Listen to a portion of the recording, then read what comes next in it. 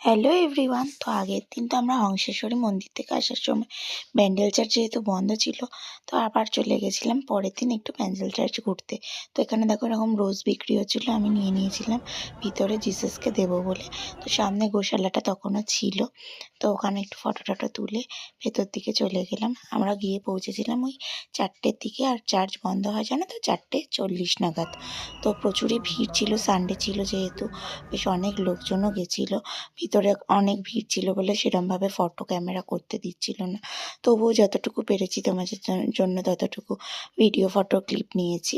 তো এই দেখো প্রচুর ভিড় ছিল, ওপরে গিয়ে এরকম ক্যান্ডেল জ্বালিয়েছিলাম। দেন তারপরে সমস্ত দিক ঘুরে দেখো রাস্তায় কিরম ভিড় ছিল সেদিন। তো ব্যান্ডেল চার্চের ভেতর দিকে একটু ঢুকেছিলাম, এখানে একটু প্রোগ্রাম হচ্ছিলো দেখে এখান থেকে ঘুরে টুরে ভালোভাবে বাড়ি চলে এলাম। তো আজকের ব্লগটা যদি ভালো লেগে থাকে প্লিজ লাইক করো। দেখা হচ্ছে নেক্সট ব্লগে, ততক্ষণের জন্য সবাই ভালো থেকো, টাটা।